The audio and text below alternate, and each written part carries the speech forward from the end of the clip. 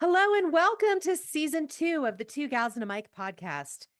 I'm your host, Sue Curver, and in season 1, I had the distinct privilege of chatting with 25 amazing women who are doing extraordinary things.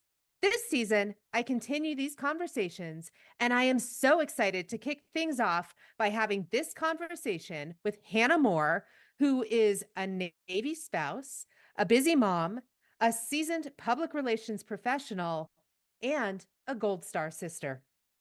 As we remember our fallen heroes this Memorial Day weekend, I'm especially honored to have you, Hannah, on our show today. So, welcome to the show.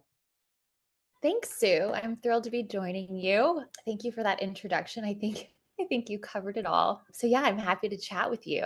Well, let's start. I just introduced you as a Gold Star sister, which means that you lost an immediate family member in the line of duty. Do you want to tell us about that and how this unexpected event impacted your life journey? Yeah, I'm happy to share a little bit about Daniel. So Daniel was my older brother by 4 years. So Daniel would be 37 now. And when I was 16, Daniel was 20, and Daniel was in the Marine Corps.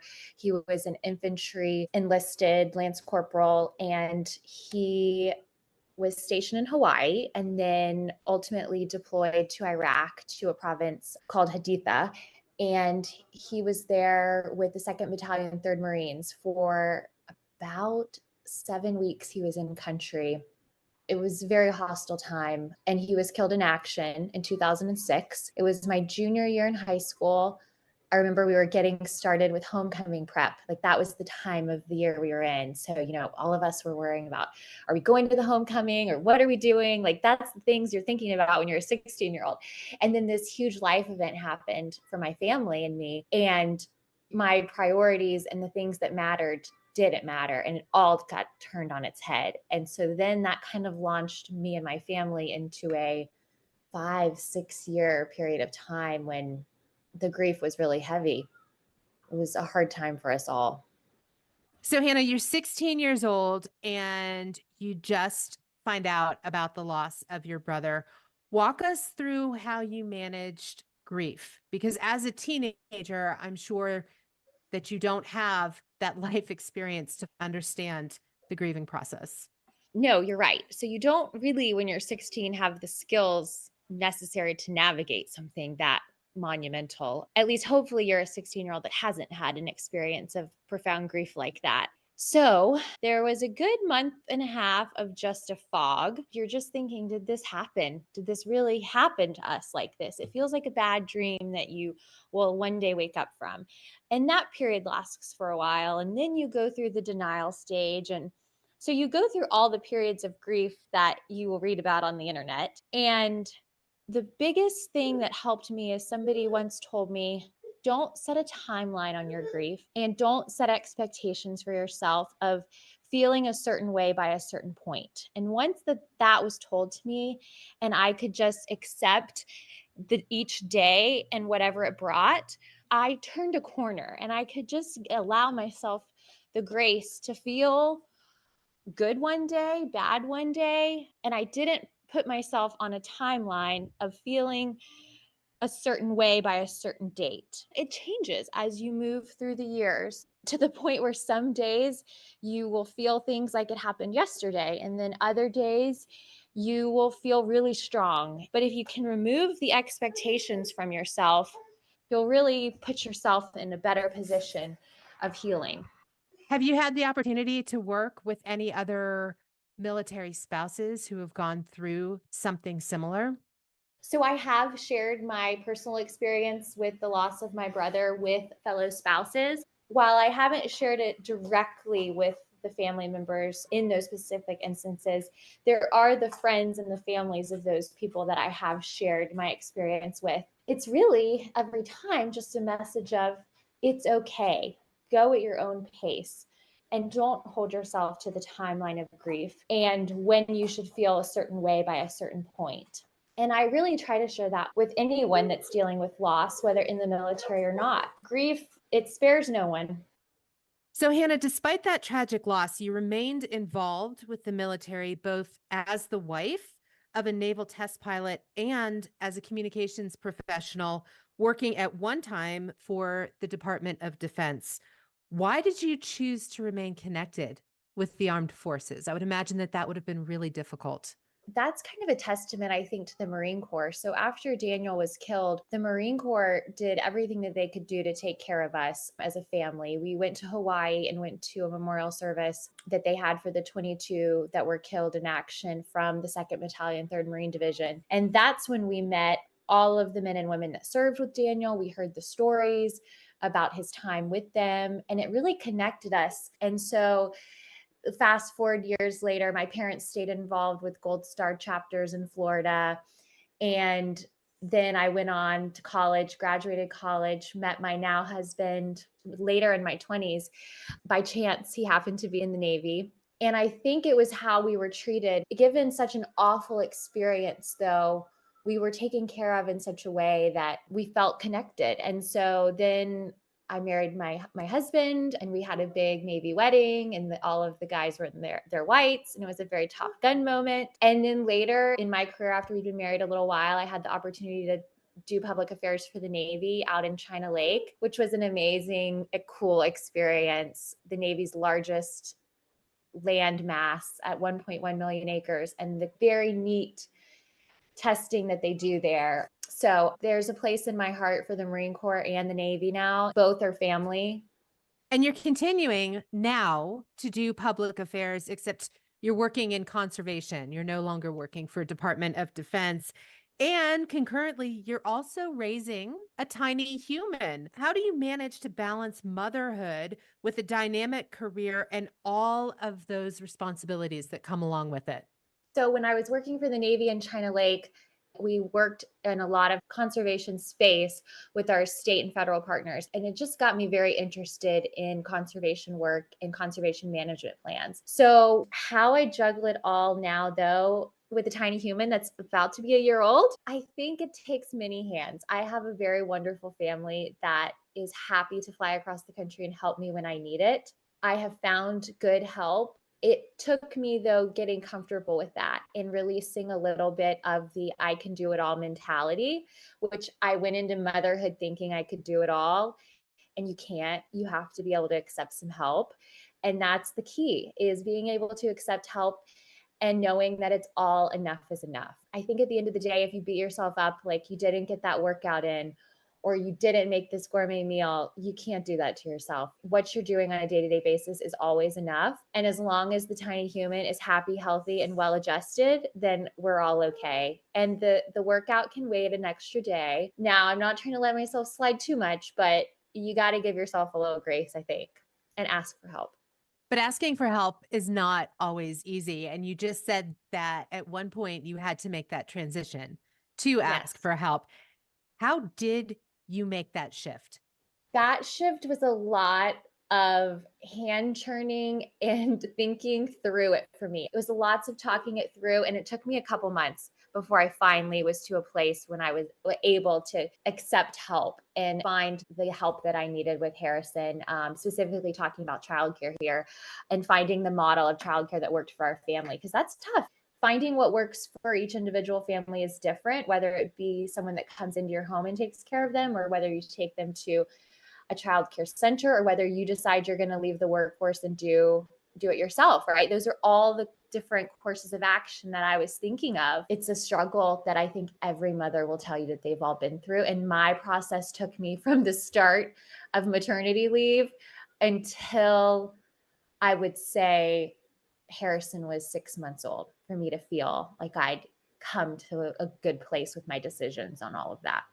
You're only about 6 months in now with feeling like you have made Yes. good decisions in that. 6 months in to what I have put in place, and I'm feeling like we're kind of cooking with gas now. And you're talking about asking for help because sometimes you have to do the parenting solo due to the fact that your husband deploys. So, in addition to asking for the help that you just described, how else do you find balance? And when you have the time and you can give yourself that grace, what do you do for self care practices? One thing that I think every military spouse should do is lean on the military spouse community. So in the Navy, we have our squadron has a wonderful spouse club and we all show up for each other. So that's a wonderful network. When I do have the time and I find the balance, I think my most centered is when I'm outside in nature. So even during the day, if I have a call that I can just hop outside and take outside, I do that. If I can go for a 10-minute walk around the block and just feel the outside air, it's getting outside for me. That's the most helpful. If I can take a half a Saturday and go up to Yosemite or the Sequoias and do even a short little hike, like a mile or two loop, changes your mindset. There's a saying in military spouse communities you hear a lot, which is grow where you're planted. Sometimes you need to take yourself out of where you're planted, though, and see something different to change your perspective. So that's getting outside of your house, taking a drive, changing your scenery for a minute. Speaking of changing perspectives, how often do you have to relocate? We relocate every 3 years or every 2.5. So it kind of depends, but it's going to be consistently, we know it's going to be at least 3 years or could be as short as 2 years. So you build those connections and then you pick up and leave and you take all your friends and the bonds you've made and then you move and inevitably in the Navy, your paths will cross again. That will definitely happen. So always be mindful that you will see people around again.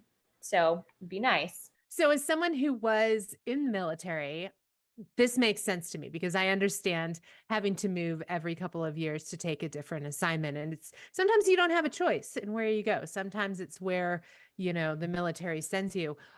What are some things that you have found that helps you assimilate quickly so you can find the community that you need and the help and support that you need as your husband's deployed? Well, that's one of the other nice things is we have a built-in friend group in our spouse clubs. So when we arrive at a squadron, you already have that built-in friend network. So I'm kind of taking the easy way out here saying that. But the other thing is we love fly fishing. And so we are amateurs still, but we will find the local fly fishing shop wherever we are, if there is one, God willing, and we'll meet people that way. And so I would say those are the two things, getting outside and somehow meeting them through a recreation pastime, which is fly fishing for us, or meeting them through the military community. In the Navy, they do really kind of set you up with your support network and your friend network. So that is nice. I will say that. But they don't set you up with the job. So does it ever make you Yeah. apprehensive or concerned that you have Yeah. to maybe leave a position that you love to be able to go move and then have to find another position? You bring up a very good point. The job network is very hard on military spouses who consistently move, and you will often see statistics of military spouses being underemployed, employed at levels not commensurate with their education experience. And so you start the process 6 to 8 months out of when you're going to be leaving and going to your next location, hunting for the job. So you get very good at LinkedIn and you get very good at updating your resume and looking for continuing education opportunities. It's hard though, and it doesn't always work out. I have lots of military spouse friends who ultimately decide to stay home because it's sometimes it's really hard. I feel immensely blessed that I've been able to, for the most part, continue my career at various steps along the way. And I've kind of taken advantage of the moves, but I recognize that that's not always the case for everyone. And it is hard. And so you're really looking 6 to 8 months out and getting your ducks in a row for when the time comes and you have to move. I mentioned that you're now working in the world of conservation and storytelling, and you're also moving into some other things. Tell us a little bit about this. What do you have going on now? Yeah, so exciting. I was just accepted into Auburn's Graduate School of Forestry and Wildlife Sciences to pursue a graduate degree in natural resource management. The emphasis is in ecological restoration because I am super interested in the restoration plans that I get to communicate so often to the public. And I can't wait to dive in to the aspects of how we determine these restoration plans. What does the on the ground work really entail? I love showcasing them and telling the stories of these efforts, but I also want to kind of get my hands dirty and do the work. So I'm looking forward to learning more about longleaf pine restoration. I'm also super interested in prescribed burn management and how we use that on the landscape to heal various places, especially out west. I think it's a really amazing tool that is underutilized, and I think we're going to need to see a cohesive prescribed burn plan put in place by multiple agencies over the next 20 to 30 years because of wildfire instances that we just continue to see happen. So, super excited.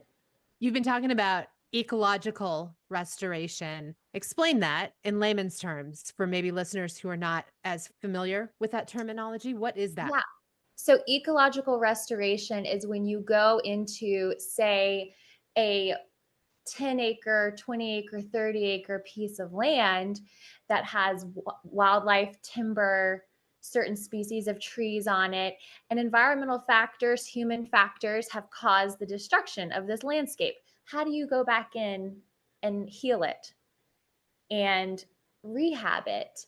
What does that look like? How do you do that for the wildlife that call it home? So you've got fish that can't migrate because you've got man-made obstacles in place. So you go in and you move these obstacles and you open up these fish passageways. And now you've taken an area that's 5 miles for fish and you've turned it into 20. So, what's our role in conservation?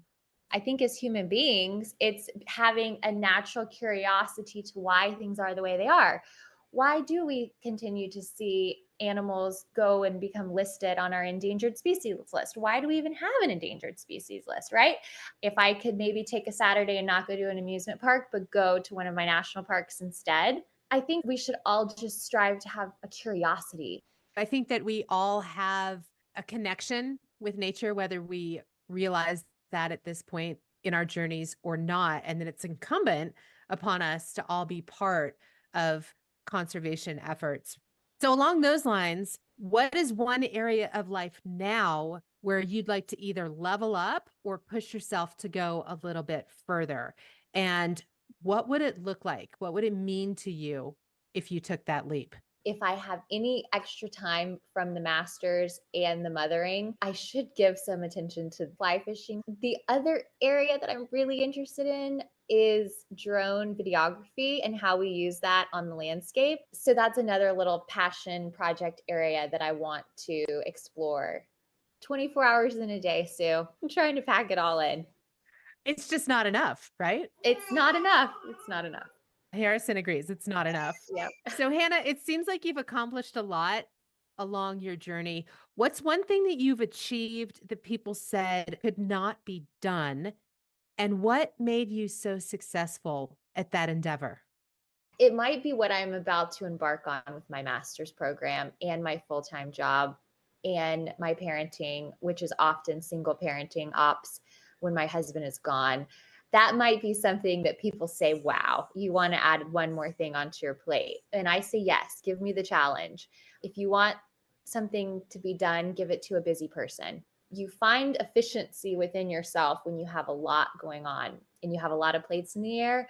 It breeds more efficiency. So I think maybe right now in the phase of life that I'm in with a 1-year-old and this master's program, I think that that's probably it. So, with that, Hannah, what words of wisdom would you share with other military spouses who are also juggling so many things? How do you build that resiliency muscle? I think you build it by not being afraid to say yes and not being able to put yourself out there and try it, even if it feels like you don't have it all figured out quite yet. You'll figure it out as you go along. It'll happen, it'll fall into place. And not being afraid to ask for help along the way will just help you get there a lot quicker. Well, not being afraid to say yes must mean that you have had some failures. It can't all have been success. Do you have any regrets? And if so, what's your biggest regret? I would say my biggest regret is when I was looking to make the leap from the private sector working in marketing to public affairs work for the federal government. I waited longer than I should have. While the timing was right for my move, I think I could have made that leap earlier. I didn't put myself out there enough. I didn't apply to enough positions in the beginning. And so it wasn't happening for me. And I thought, well, maybe it's my skill set or maybe it's my college degree. And I just wasn't putting myself out there enough in the beginning. And once I got to the place where I was, that's when the position presented itself. I could probably go back and think, oh, this didn't happen as quick as I wanted it to, but it doesn't do me any good. And the fact of the matter is, we're in the exact same place based on how things went. And it's the exact place I need to be right now. And I'm happy about that. So I do a very good job of moving on quickly in life. When something doesn't work out and a door closes and a window opens, I jump through the window and I keep trucking. I don't spend a lot of time, I should say, dwelling on the what ifs or the should haves, because I think it just depletes your energy from where you need to be going, which is forward. Practically speaking, though, Hannah, how do you do that? Because I know a lot of people do stay in that what if. How do you just move on? How do you let it go? It's a work in progress, and it's every night when I go to bed. I am grateful for the day that I've had. And so that's the time when I'm really feeling it, that I just say, you know what? Today was the day. Tomorrow's going to be even better. Leave what happened today, and let's start anew tomorrow. It's not easy, and I'm not going to pretend that it happens every day for me like that, but it's just a tactic that I've found that works for me, is to do that in the evenings. And then I've found that I can wake up the next day and I have a little bit more of a lightness about me. I think also maybe I have a really bad memory and I just rebound quickly from things, and I just move right on along through it all. It's work, and you have to do the work within yourself. And that's just a lot of healthy self talk. When the healthy self talk starts to fail you, then you've just got to go back to what I said earlier, which is to get yourself out of the current space you're in and change your view and change your landscape and get outside. You're talking about gratitude. And in season one, we talked a lot about gratitude practices. Do you have a specific example of how you actually practice gratitude? Do you journal? Do you write it down? Do you make lists? Do you just incorporate it into your self talk? What does gratitude practice look like for you? So I make a mental list. I don't actually physically write it down. Maybe that's something I'll look at doing, because I would be interested to see how my list changed over the years and seasons of life change. So the things that I'm so thankful for now as a mother, what was I thankful for 2 years ago? I would love to be able to go back. So that is something maybe I'm going to do. But as of now, it's a mental list, and it's usually threes, because I like things in threes. So it's three things every day that I'm grateful for. It's funny that you say that, Hannah. I remember one year I took index cards and I wrote three things down on an index card one time a day. I folded those in half and I put them into a jar. And at the end of the year, I pulled those index cards out and I dated them. So I knew which days they belonged to. And I read through those. And it was so incredible to me to sort of relive that year of experiences and to see all of the blessings that had happened in my life over a year's period. So, speaking of blessings, Harrison is obviously a blessing in your life.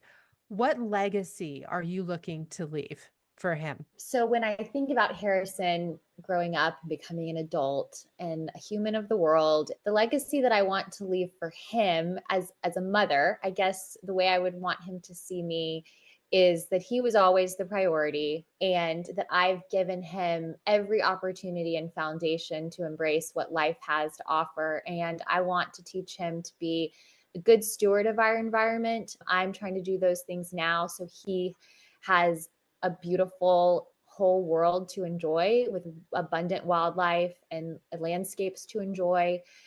And I would hope that my legacy is that he feels that strongly to then carry on in his own way. I also want him to have a lot of individuality. So I'm always very mindful of letting him express things the way he wants to express them. And what he gravitates towards is something I always want to encourage, so he can make this life all that he wants it to be for himself and carve his own path through it. I want him to feel that I've given him that launch pad. How about in your professional life? What legacy or impact do you want to leave based on your current and future endeavors? I want to always leave things better than I found them, via really small efforts and maybe really big efforts. I can sleep well at night if I say, man, I gave it my all today. I'm exhausted. Maybe it didn't go the way we wanted it to go. Always leaving things better than I found them. So, Hannah, what's your greatest superpower and how are you using this superpower in your life? My superpower, it's either a detriment or it's a positive, is my short memory. I wouldn't say I have the memory of an elephant. I don't have a long memory, which is a beautiful thing in that I can quickly move on and not dwell in the places that we don't want to be, those negative spaces that we talked about a little bit ago. So I would say short-term memory and my rebound rate is really fast. And I don't hold grudges. I can quickly chalk something up to not being for me or not being the right time and kind of put it to bed. So, my motto, my personal motto I live by is don't die with your song still in you. What would it look like for you to reflect back on your life journey and know that in your soul you did it right? I think my motto would be I left it all here on Mother Earth. I didn't hold back out of fear, and I want to go exhausted and arrive to the other side and say, man, it was good. And then go rest for a while. One last question. Do you have any other words of wisdom that you would like to share? It's not always going to be easy, but I think with hard work and a positive attitude and saying yes more times than you say no, that life will be an adventure for you.